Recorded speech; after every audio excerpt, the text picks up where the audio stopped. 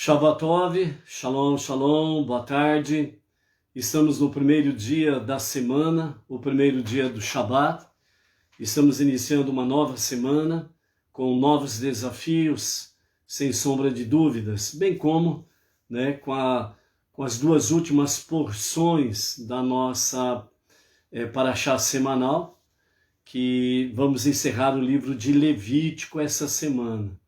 Agradecemos a Hashem por termos findado no dia de ontem mais uma semana e pela sua misericórdia se renovar no dia de hoje, trazendo-nos à tarde com a Torá para uma nova semana e desta forma estarmos aí no nosso serviço diário da leitura da porção diária das nossas duas porções desta semana.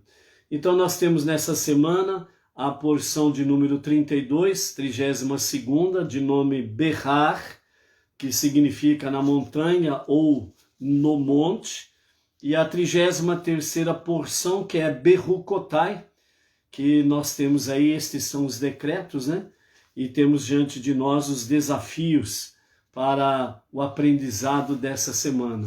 Louvamos e bendizemos a Hashem por podermos iniciar então à tarde com a Torá nesse dia 2 de maio do ano 2021 e pelo calendário judaico no dia 20 de Iyar do ano 5781 a contar da criação. A Maria Luísa Freitas de Palmas, Tocantins, e a Donária Carmo lá de Lisboa, Portugal, já estão aí conectados e vamos seguir em frente na nossa jornada de hoje. Hoje, então, nós estamos a 226 dias do ano 5781 e temos a nossa gota de sabedoria do nosso Menachem Mendel, o tzadik da nossa geração, que nos fala assim: as primeiras etapas de sua vida são para você aprender a ser senhor de si mesmo. Mas depois ocorre uma transição fundamental e difícil na vida de cada um de nós, quando você assume as responsabilidades de uma família. Então, por causa dela, a família, você tem de aprender a pôr de lado o seu próprio aprimoramento pessoal. Porém, você certamente percebe que, a longo prazo, o que é melhor para ela será melhor para você. É interessante as etapas da vida que Deus nos concede.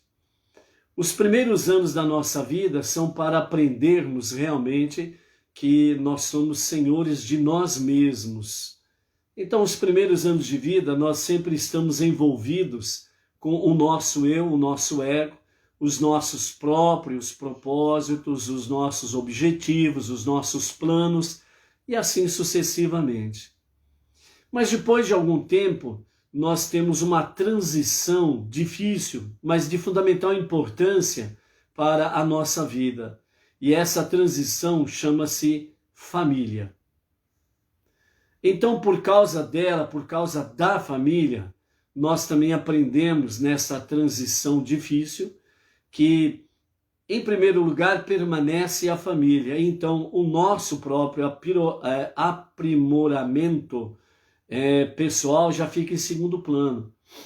Então, nós observamos que, de repente, os nossos interesses, os nossos planos pessoais, eles acabam ficando em segundo plano.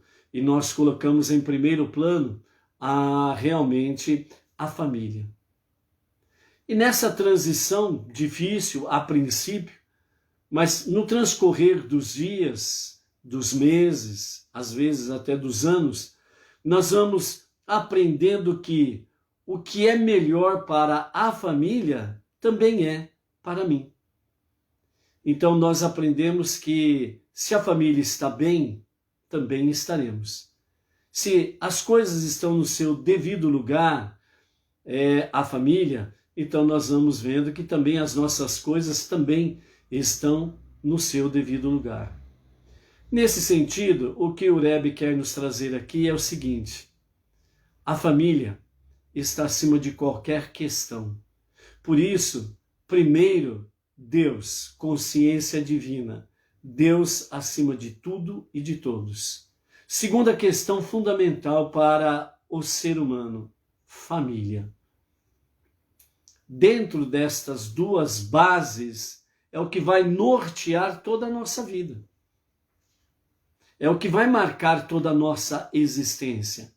Deus, consciência de Deus, que é o único, está acima de tudo e de todos. E segundo, a família.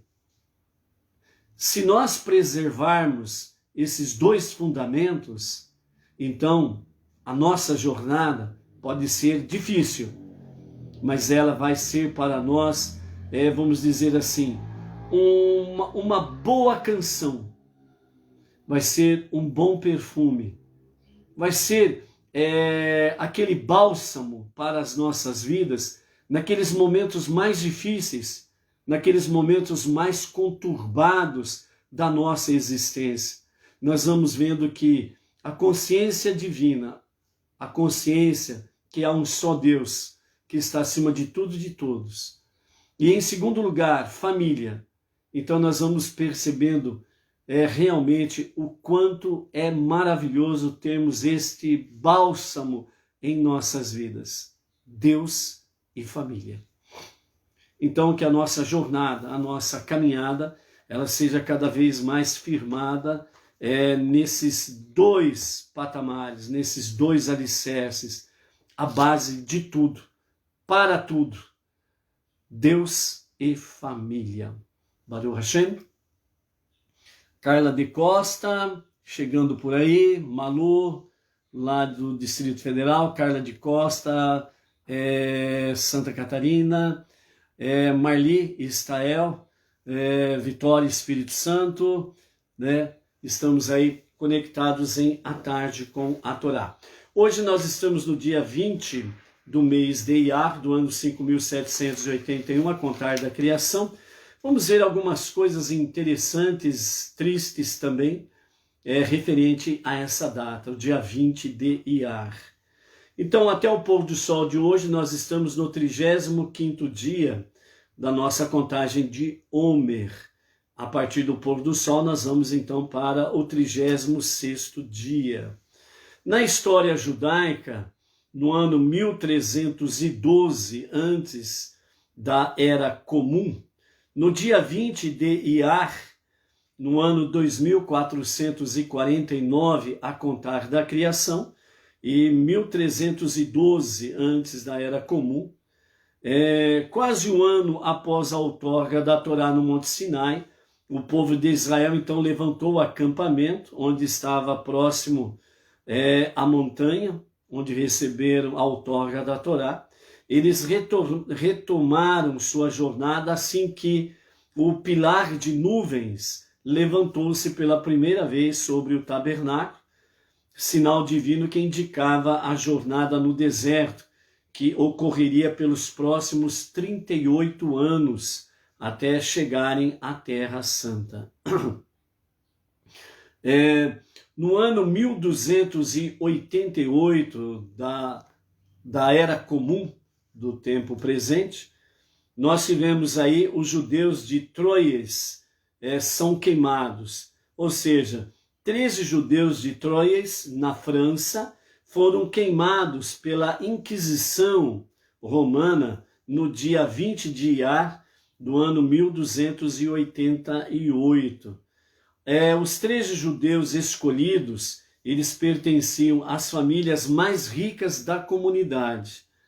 Os judeus também foram e eles foram condenados, né, pelo assassinato de crianças cristãs, pelo crime de libelos de sangue, né? Na realidade aqui, o que aconteceu foram falsas acusações para que realmente colocassem, né, os judeus como bode expiatórios. Nesse sentido aqui, para tirar, né, a visão dos problemas franceses da época Então eles acabaram colocando aí a culpa, né, acusações, falsas acusações contra esses 13 judeus, pelo assassinato de crianças cristãs pelo crime de libelos de sangue. Falsas acusações que levaram realmente à morte por fogueira esses 13 judeus aí, né?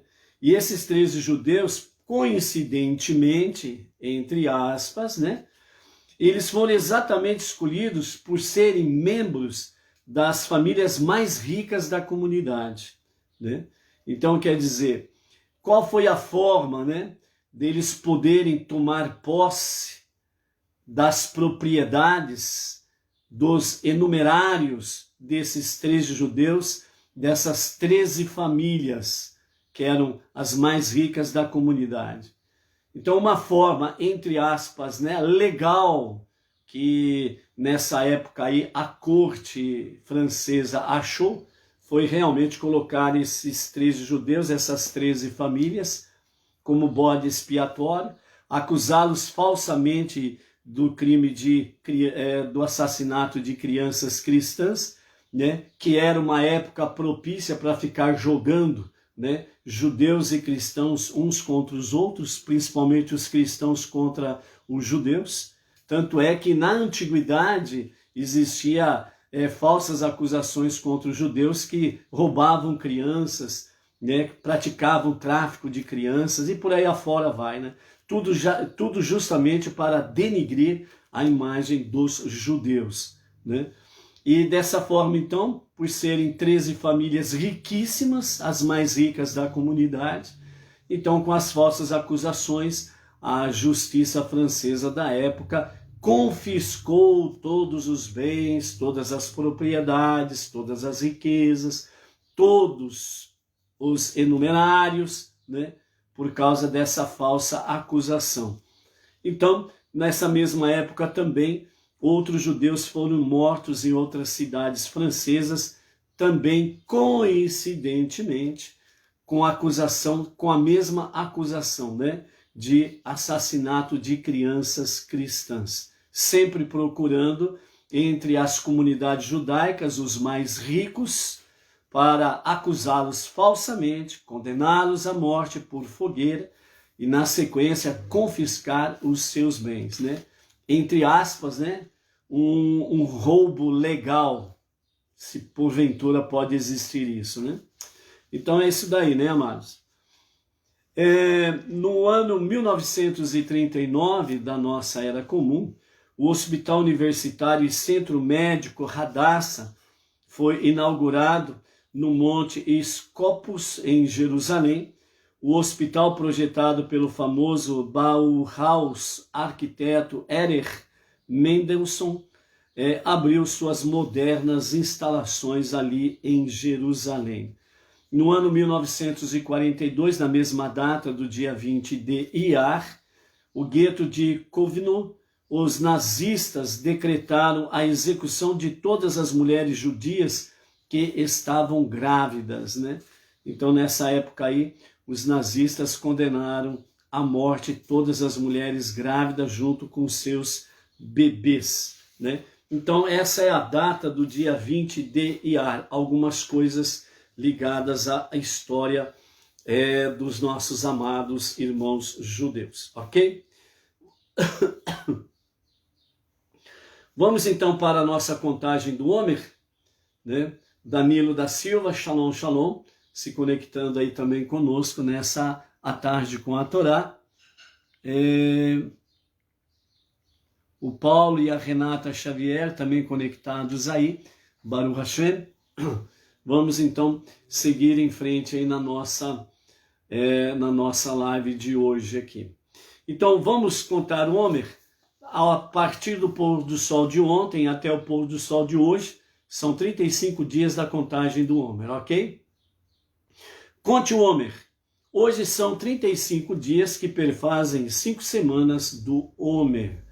Hoje nós estamos em Marut Shebechod, ou seja, nobreza na humildade. Caminhar humildemente é caminhar elevadamente. a dignidade é a essência da humanidade da humildade e modéstia. O esplendor da humildade é majestoso e aristocrático. A humildade que suprime o espírito humano e nega a soberania individual e não é humildade. Então pergunte-se: minha humildade faz-me sentir significado, ou dignificado, melhor dizendo? Sirvo-me vivo e vibrante? E o exercício para o nosso dia é: ensine a alguém como a humildade e a modéstia ampliam a dignidade humana. Ou seja, humildade e modéstia, ela está relacionada diretamente com a dignidade humana, né? Então nós precisamos estar aí cada dia mais trazendo dignidade ao nosso próximo, dignidade no nosso dia a dia, né? As pessoas precisam sentir-se dignas de serem pessoas, de serem humanos, de terem sido criados à imagem e à semelhança do Criador, ok? Então, firmes aí. Então hoje nós estamos iniciando as duas porções finais do livro de Levítico. Então hoje nós estamos na 32ª porção, Berrar no monte, e na sequência, durante a semana, vamos adentrar na 33ª porção, que é Berrucotai, nos meus estatutos. Então esta semana nós estaremos aí estudando 135 versículos. Vamos começando com a Parashá Berrar no monte, e durante a semana vamos adentrar na Parashá Berrucotai. Nós vamos estudar então essa semana o capítulo 25 até o capítulo 27, o versos 34. Ou seja, vamos completar então o livro de Levítico, capítulos 25 até o capítulo 27. E no fim da semana nós vamos completar então 3.578 versículos lidos, ouvidos e estudados desde o dia 17 de outubro do ano 2020. Então temos aí essa semana mais um grande desafio: concluir o terceiro livro da Torá. E na semana que vem vamos começar então o livro Bamidbar, o quarto livro dos 5 livros da Torá, conhecido como Números, mas a tradução literal de Bamidbar é exatamente no deserto. Ok? A introdução que os nossos sábios dão para nós, na nossa Parashá Berrar no monte. Baruch Hashem, Luiz Ribeiro, conectado aí. Shalom, shalom, Luiz Ribeiro. Baruch Adonai Eloheinu melech haolam she'akoni abdi vado. Vamos para a nossa, então, início da nossa jornada da semana dos estudos de Torá. Então a nossa Parashá 32ª é Berrar, significa no monte ou na montanha.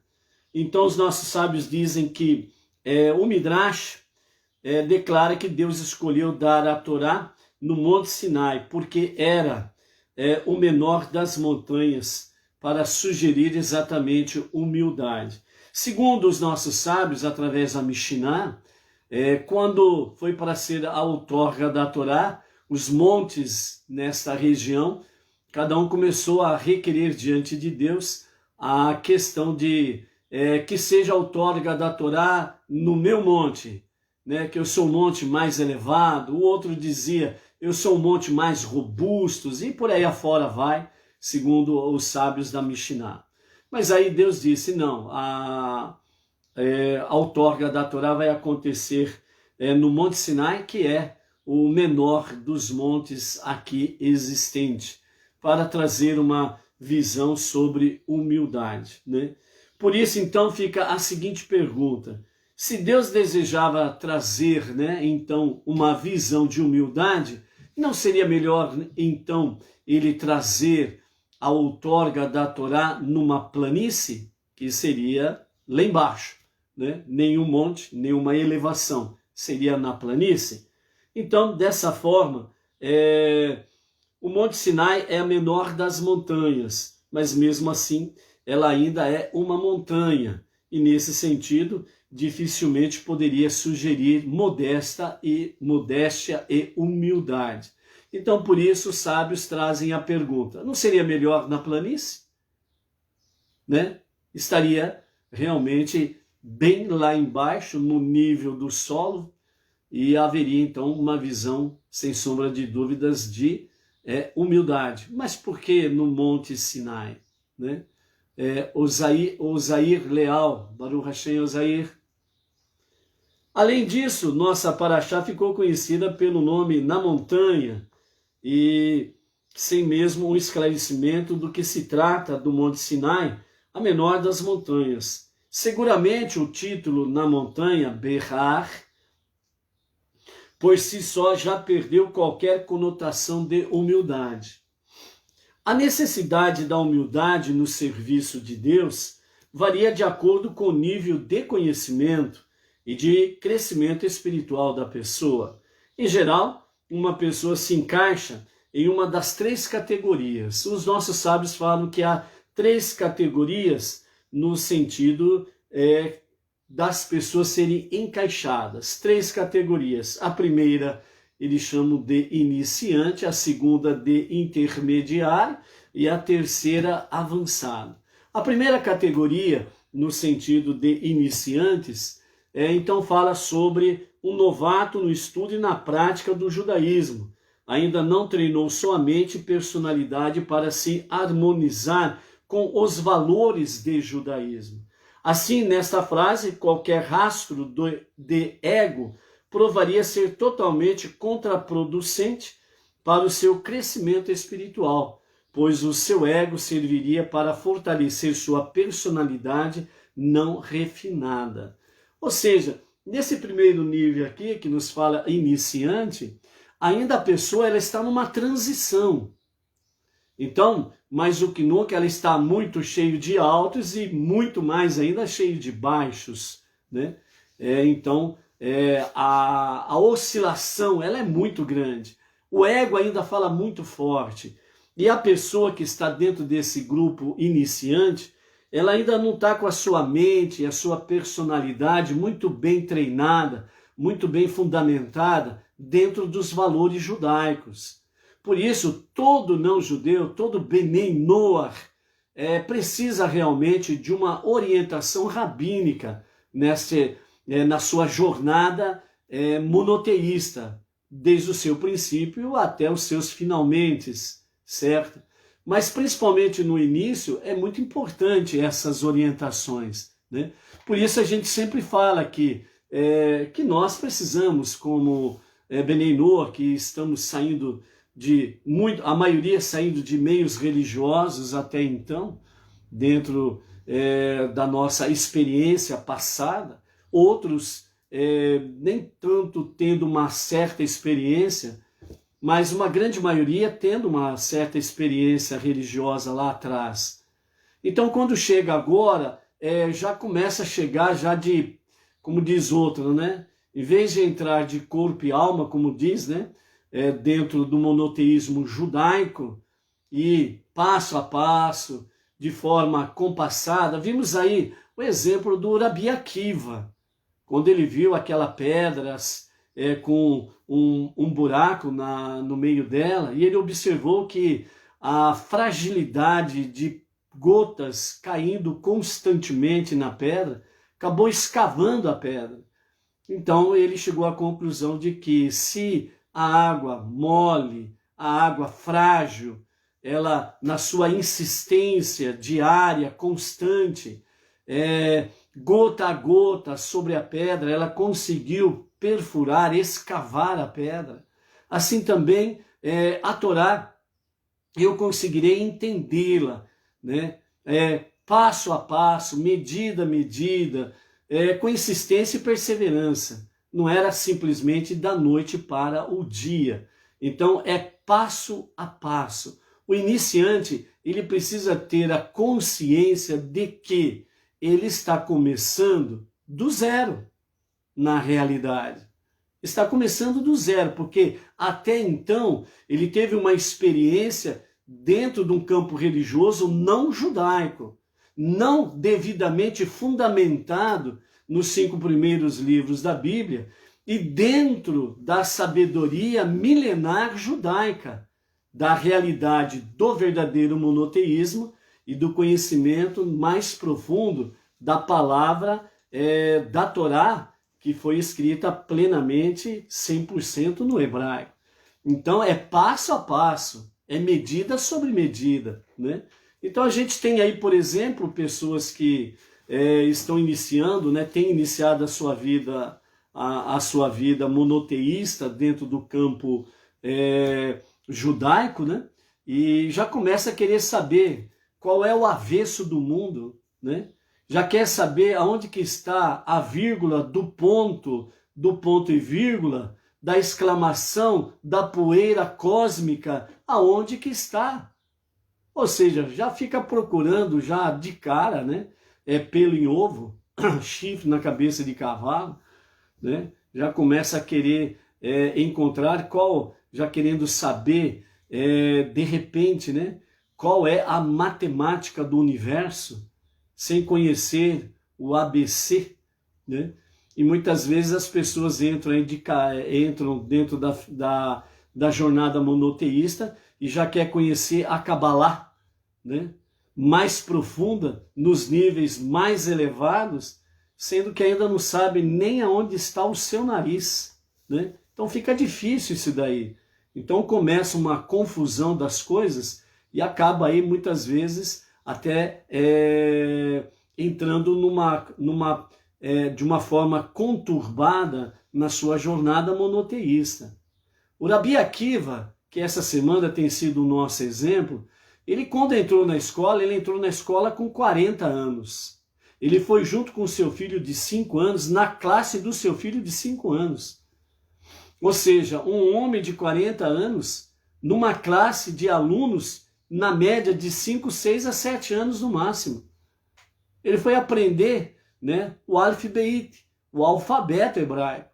Já pensou as crianças de 5 a 7 anos e um homem ali de 40 anos falando o Aleph Beit, né, o alfabeto hebraico, junto com eles, aprendendo junto com eles, de uma certa forma, vamos dizer assim, as primeiras letras, as primeiras palavras. E muitas vezes, né, o não-judeu, o Benei Noah, ele já chega na sua jornada monoteísta, quer saber mais do que o Rabi Akiva, né? Então, cuidado com isso daí, né, gente? Ainda nem sabe decor quais são as 7 leis universais e já quer saber qual é realmente o segredo da Kabbalah, né? Então fica difícil essas coisas aí, né? Não tem como ir a nível universitário, voltar para o nível primário ir para o nível universitário. É passo a passo, medida a medida. Então, né, precisa se tomar certos cuidados aí com querer saber mais do que a sua consciência ou a sua mente está, como diz aqui os nossos sábios, sobre a questão dos iniciantes, né? Sobre o treino, se a sua mente está devidamente treinada e a sua personalidade devidamente preparada para conhecer determinadas coisas dentro do campo judaico. O conhecimento judaico, ele é muito vasto. É muito vasto. Nem o maior dos sábios conseguiu chegar a compreender todas as coisas. E o Benei Noah, ele já começa agora, não sabe nem gatinhar ainda, ele já quer saber qual é o ponto final da Kabbalah. Aí vem com umas perguntas absurdas, né? Por exemplo, né? Quem eu fui no passado? Na outra encarnação, quem eu era? Me desculpem, mas, na minha opinião, é perca de tempo. Você está gastando uma energia de forma inútil. Você precisa manter o foco. Você é iniciante. Você sabe falar as 7 leis universais de cor? Você sabe quais são as 66 ramificações das 7 leis universais? O que nós temos sido chamada a atenção dentro dos nossos estudos? O estudo da Torá não é o estudo da Cabalá. O estudo da Torá está acima de qualquer questão.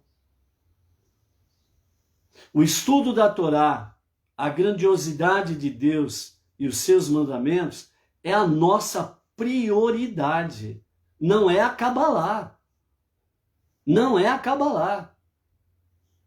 Essa é a questão. Então estão deixando o estudo de Torá em segundo plano, alguns, e se dedicando ao estudo da Cabalá. E os próprios sábios falam que quando se estuda a Cabalá sem a base da Torá, sem conhecer a Torá, a tendência, além de não compreender corretamente, é concluir preceitos confusos. A Cabalá, ela tem por objetivo levar as pessoas ao estudo da Torá, conhecer a Deus. Só que muitas pessoas estão fazendo perguntas que não tem nada a ver com o estudo da Torá. Então estão perdendo foco. E isso não é bom. Então, você quer chegar no nível universitário? Lembre-se, não tem como pular etapas. É primário, primeiro ano, segundo ano, primeiro grau, segundo grau, depois você vai para o nível mais elevado. Pular corda precisa ser apenas aquela brincadeira de infância de pular corda. Sal, pimenta, fogo e foguinho. Lembra dela? Ali você pode pular corda. No aprendizado, na sabedoria do conhecimento da Torá, não tem como pular corda. Você tem que ir por etapa. Então, essa é a questão. Então, por isso é que os nossos sábios, na introdução da nossa Parashá Berrar, está exatamente trazendo essa questão, né? 3 níveis para o ser humano. O primeiro, iniciante, que é o que nós estamos falando agora. O segundo nível, o intermediário. O terceiro nível é o avançado. E temos aqui a comparação. Se é uma questão de humildade, por que não foi na planície, mas no Monte Sinai, que era o menor dos montes?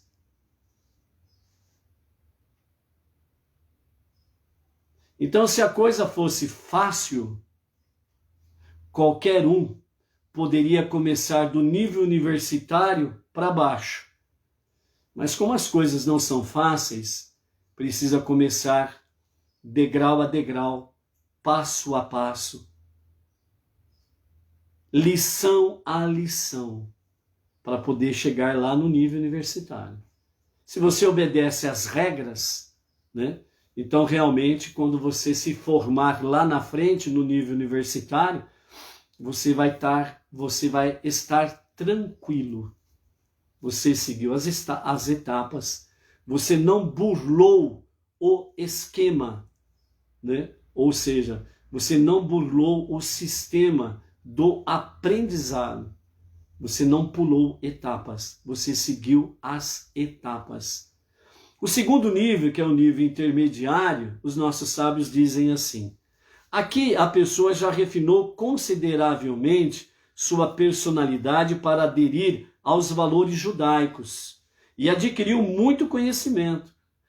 Então, embora a humildade ainda seja a característica predominante de sua personalidade, pode ser necessário em algumas ocasiões que essa pessoa use o seu ego para proteger os interesses do judaísmo em geral e dela como judeu observante em particular.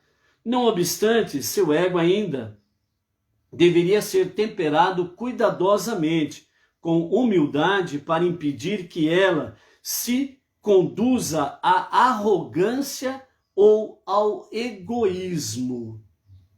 Então vejam bem, mesmo na etapa intermediária, o aluno, aquele que se colocou, né, principalmente nós estamos falando dentro do campo aqui, mesmo quando mencionamos a questão judeus-judaica, não podemos esquecer que nós estamos dentro da questão não-judeus, Benei Noach. Então, sempre vamos ter o exemplo maior dos nossos amados, ou melhor, do nosso irmão mais velho, o filho primogênito de Deus, o povo judeu.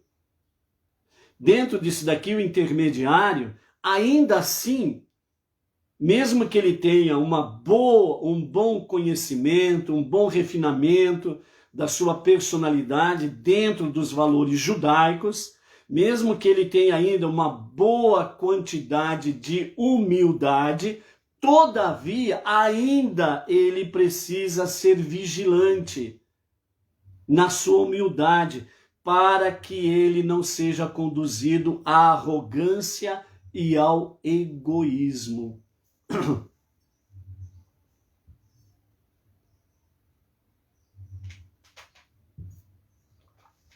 Por isso, amados, ninguém, principalmente dentro do campo não judaico, Benei Noach, ninguém tem como bater no peito e dizer, eu sei mais do que você.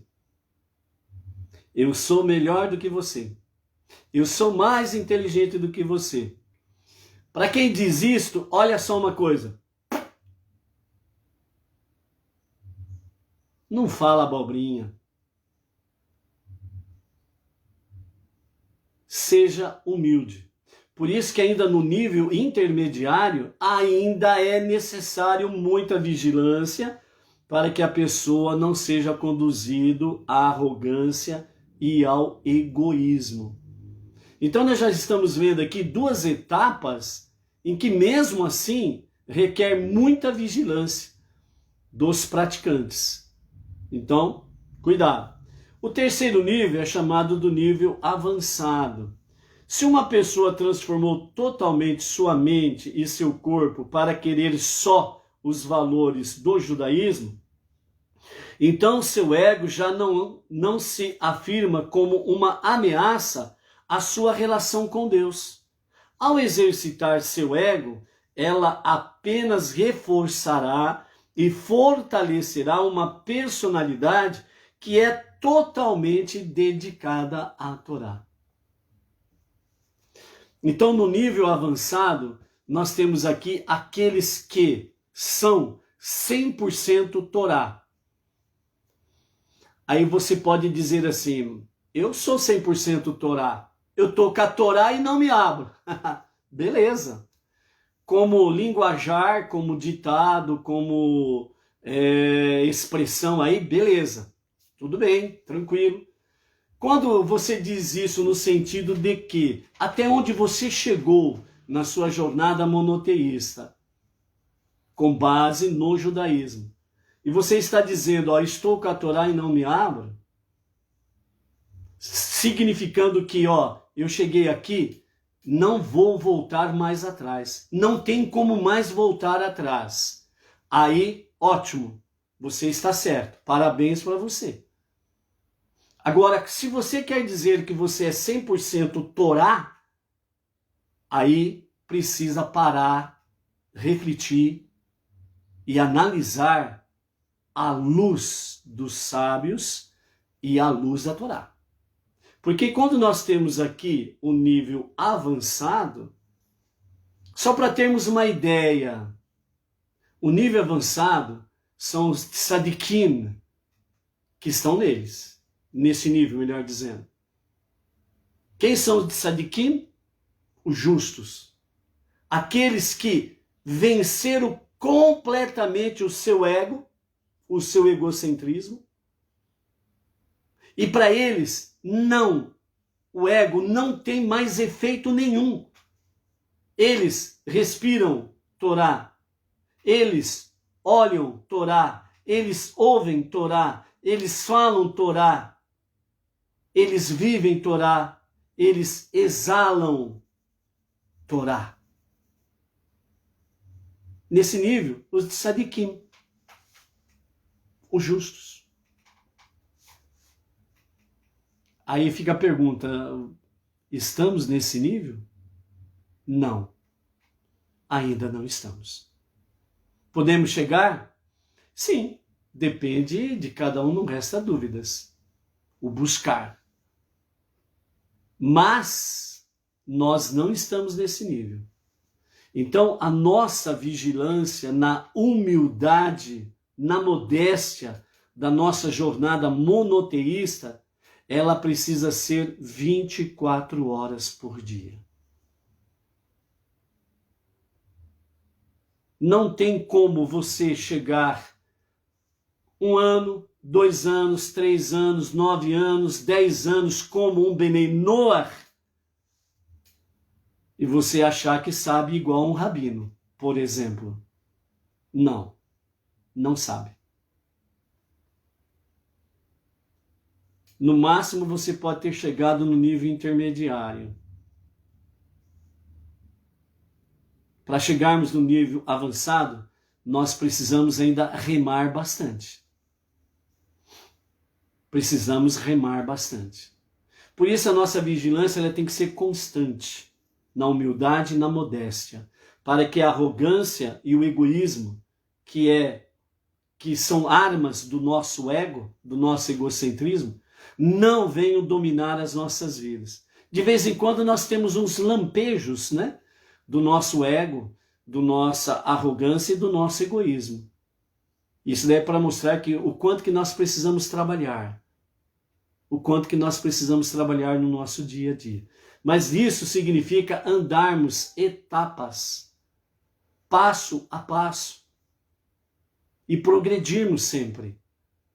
Então, aqui no início da nossa Parashá Berrar, no monte ou na montanha, os nossos sábios trazem para nós esses 3 níveis do ser humano, onde são 3 níveis de categoria em que as pessoas estão: iniciante, intermediário e avançado.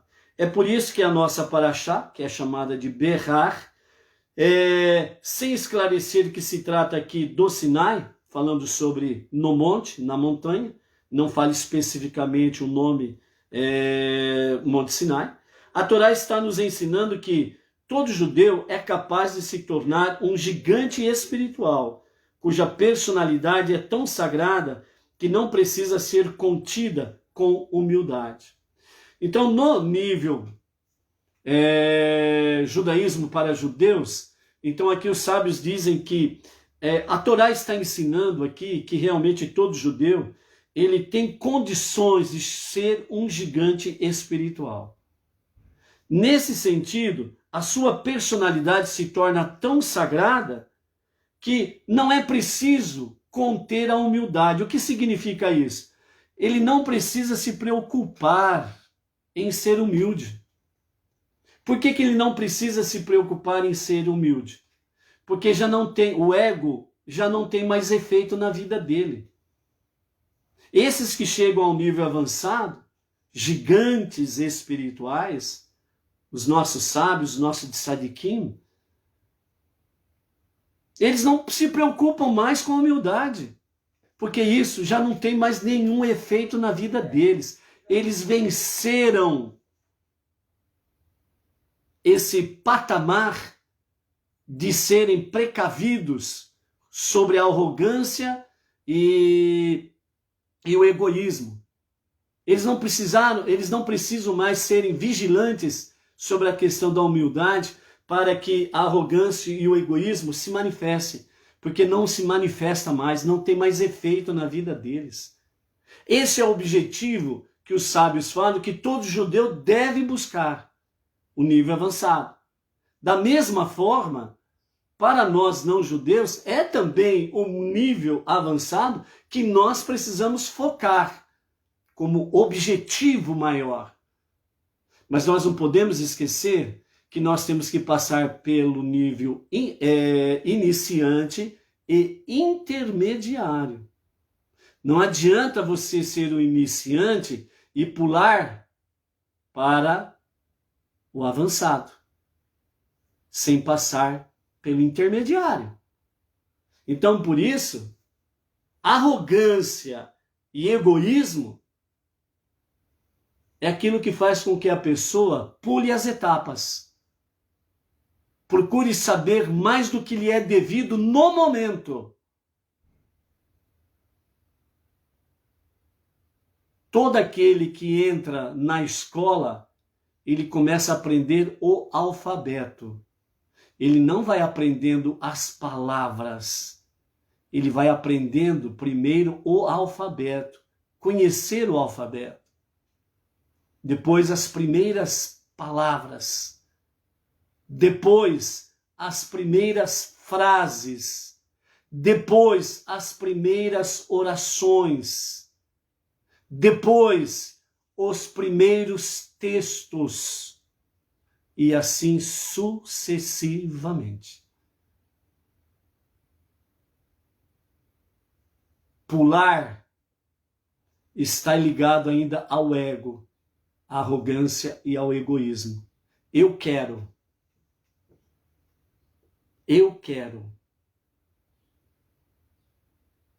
Então, por isso, berrar no monte, na montanha, significa, entre outras coisas, que apesar de você estar no monoteísmo verdadeiro, autêntico, real, segundo os 5 primeiros livros da Bíblia, você está no monoteísmo, entre aspas, você está num nível gigante espiritual.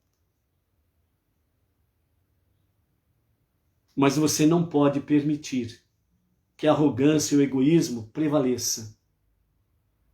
Mas a humildade e a modéstia é o princípio para o conhecimento, medida a medida, passo a passo, dos níveis mais elevados do conhecimento da Torá, da grandiosidade de Deus e dos mandamentos de Deus.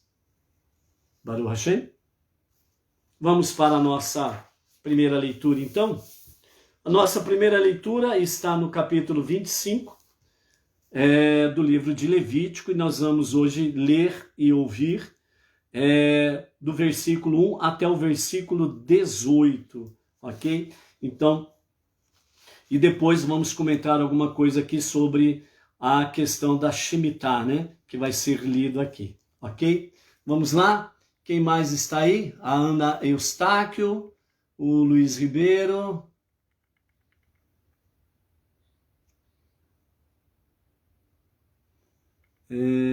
a Inês Martins, a Maria Isabel Gouveia, Baruch Hashem, ok? Então vamos lá. Então, capítulo 25, verso 1 a 18 da nossa primeira leitura semanal das nossas 2 porções desta semana. O ano sabático.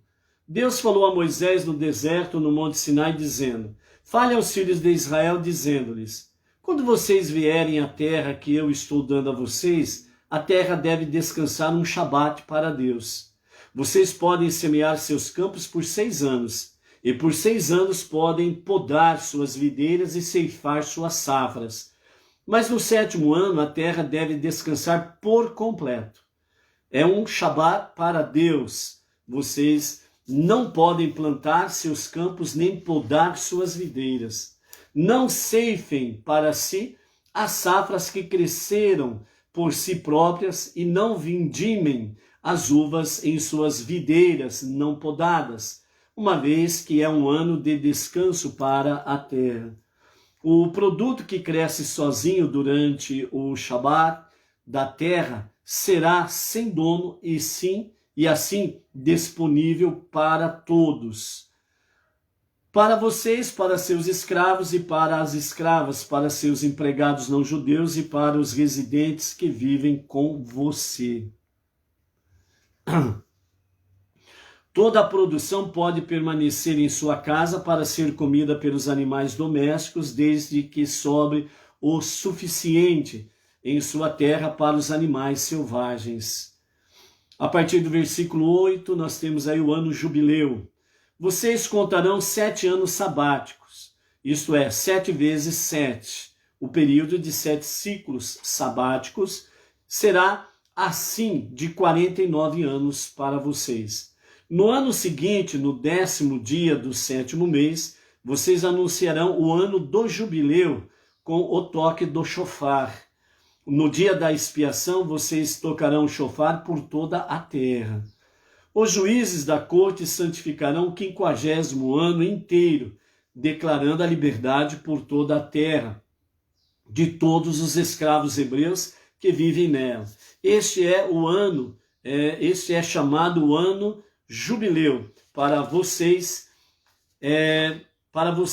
A terra herdada por cada pessoa, dada a seus ancestrais, quando esses entraram pela primeira vez na terra de Israel, devem retornar a ela caso tenha sido vendida. E um homem escravo hebreu que escolheu permanecer com seu amo indefinidamente deve retornar para sua família. No 50º ano será um jubileu para vocês, mas ele não pode ser estendido adentrando o ano seguinte. Assim como durante o ano sabático, vocês não podem semear, ceifar safras que cresceram por si, nem vindimar uvas de videiras não podadas durante esse ano.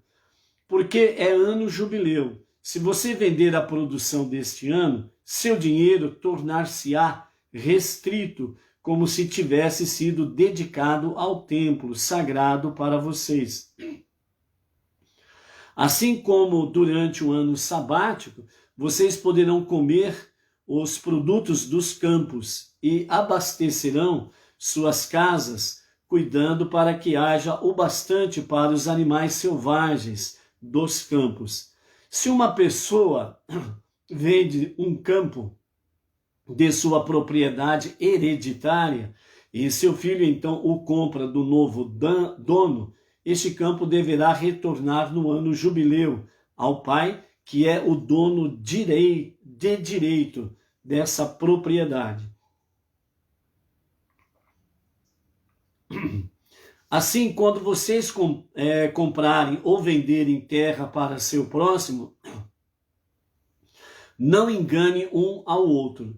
Quando você comprar um campo de outro judeu, este deve ser vendido por um preço baseado no número de anos após o jubileu. Portanto, ele a está vendendo para você pelo número de anos que a terra produzirá safras até o próximo jubileu. Uma vez que ele a está vendendo pelo número de safras, você deve aumentar o preço se for por muitos anos e decrescê-lo se for por poucos anos.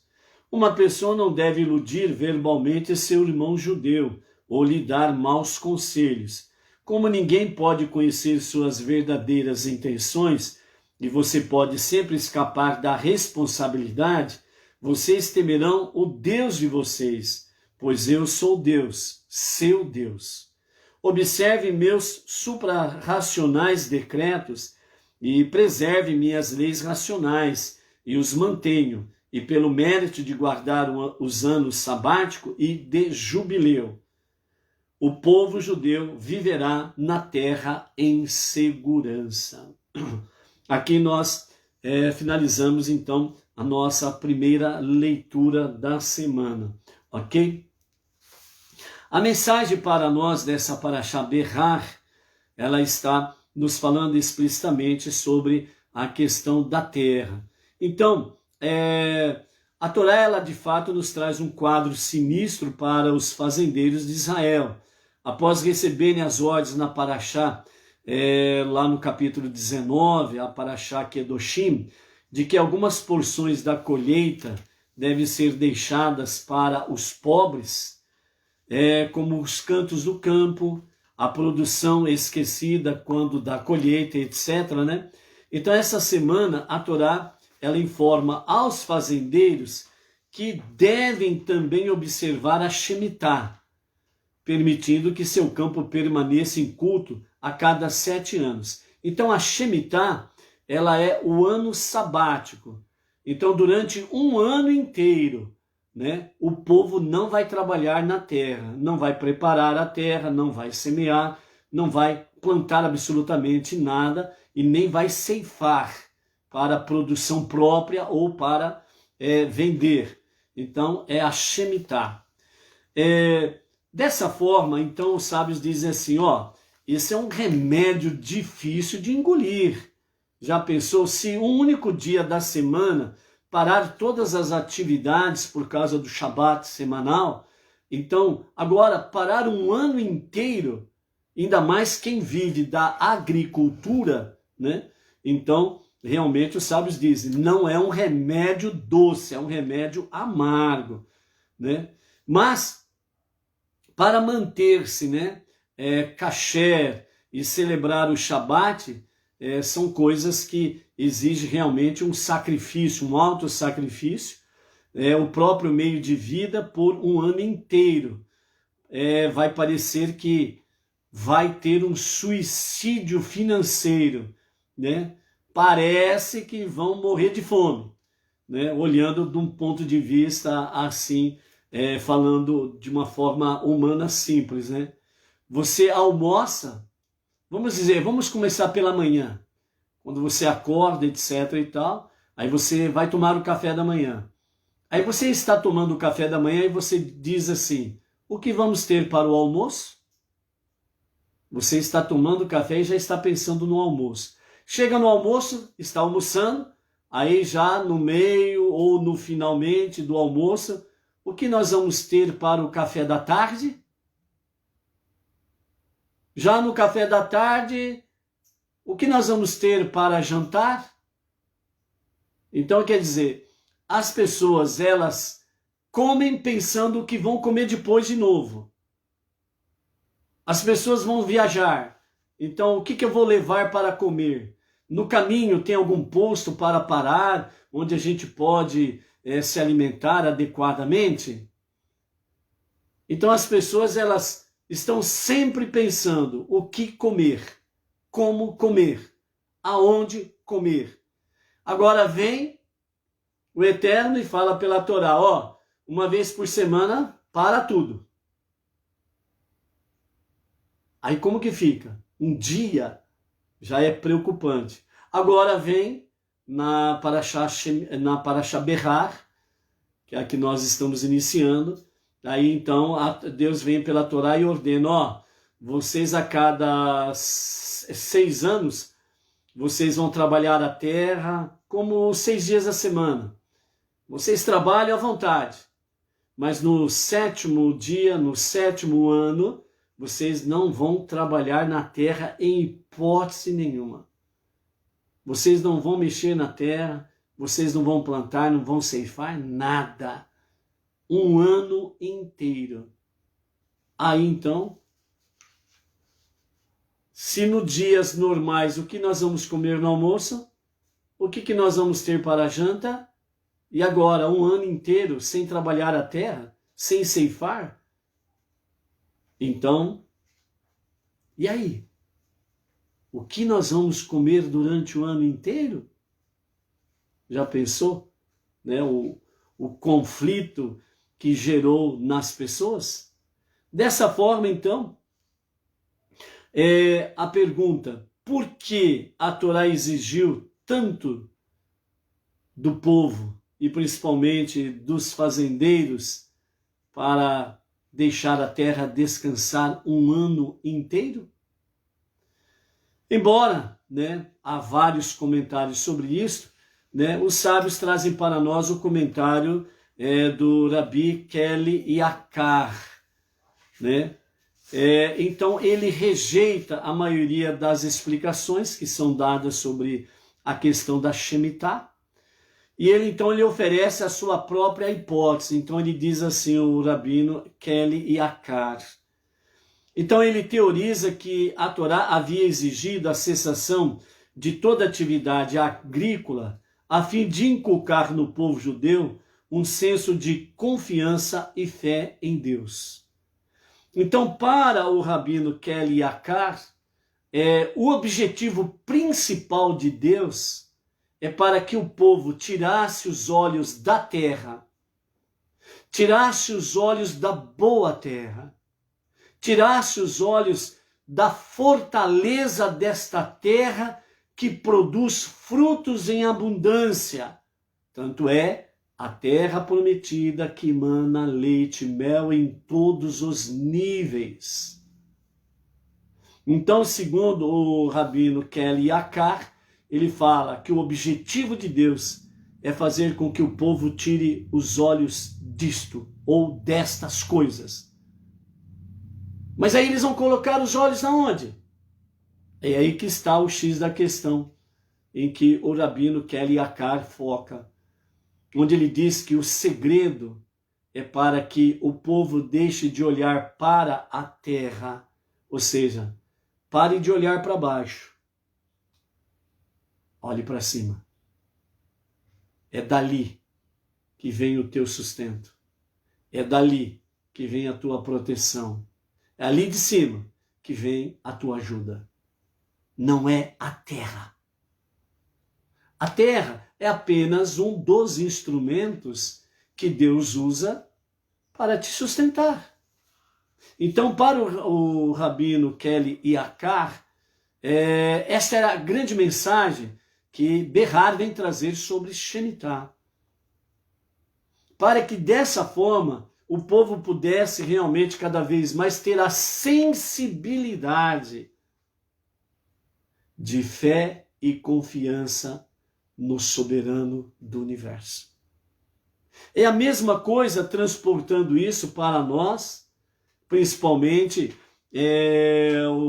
tanto os judeus seculares, né, da atualidade, como os não-judeus que estão aí entre as nações e que praticamente, né, a maioria não vive da terra no sentido de ser proprietário da terra, de trabalhar na terra, semear, produzir, tanto o sustento para si como ceifar para poder comercializar.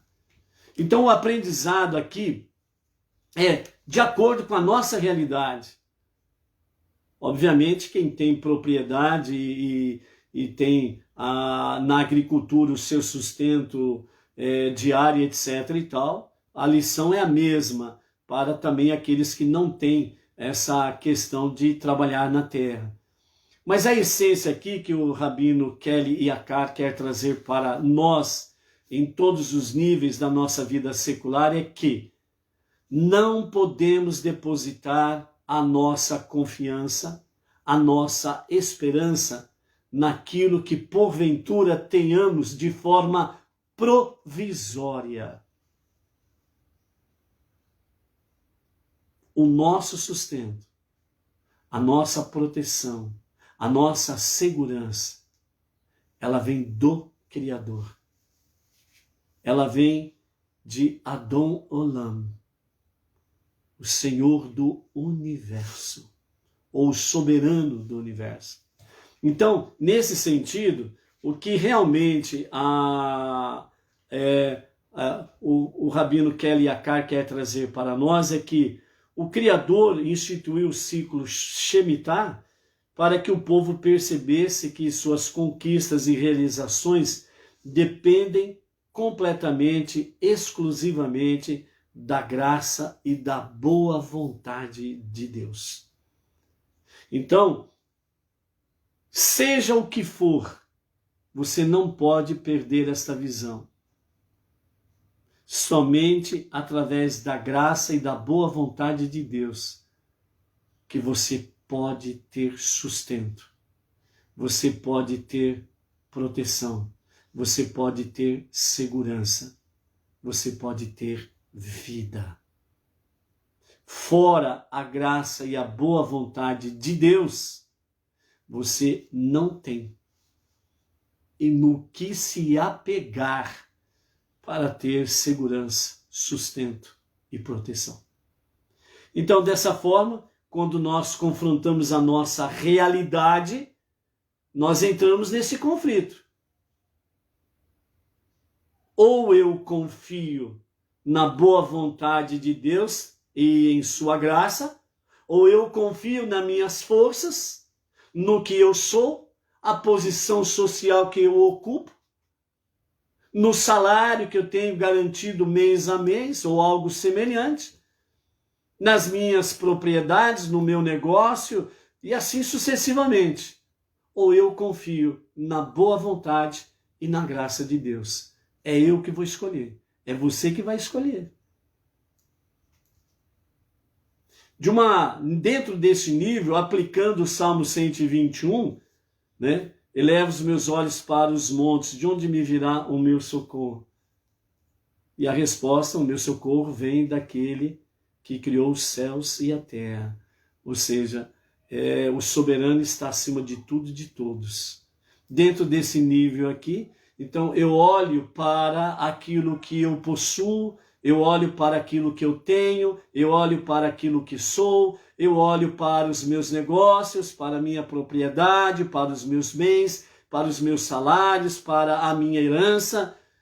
Eu olho para essas coisas e eu deposito nestas coisas a minha confiança, a minha segurança, ou eu elevo os meus olhos acima das montanhas e olho para o soberano do universo e nele eu deposito toda a minha confiança, toda a minha esperança?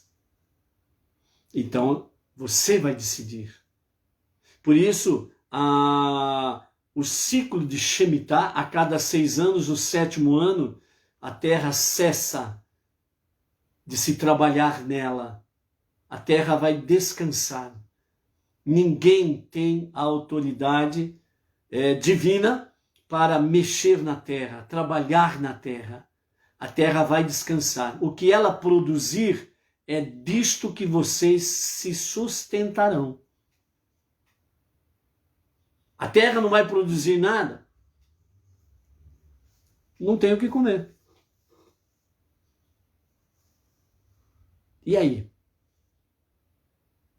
Se as pessoas entrarem nesse conflito, mas se a terra não produzir? Então você está olhando para a terra. Você está confiando na terra. Você não está confiando no soberano. É ele que vai determinar se a terra produz ou não. E se ele deu a mitzvah Shemitah para que não trabalhe na terra, e ainda ele diz, o que a terra produzir é dela que vocês serão sustentados. Então ele está dizendo que ele já predeterminou que a terra vai produzir naturalmente. Então você precisa confiar na palavra, não na terra. Você precisa confiar na promessa, não na terra. Ou seja, você precisa confiar exclusivamente em Hashem. E não naquilo que você pode ser, pode ter ou pode almejar. É confiar nele, no soberano das nossas vidas. Então, dentro dessa visão, nós podemos aí simplesmente ver que os tempos podem ser difíceis, mas quem fez a promessa é fiel. Então, a fim de lembrarmos-nos do verdadeiro provedor de nossas necessidades, o Criador deve tomar atitudes severas que nos forçarão a reexaminar a nossa autoconfiança. Ao suportar estes tempos duros e que exigem muito de nós, podemos chegar a uma total apreciação da bondade e da compaixão de Deus. Então,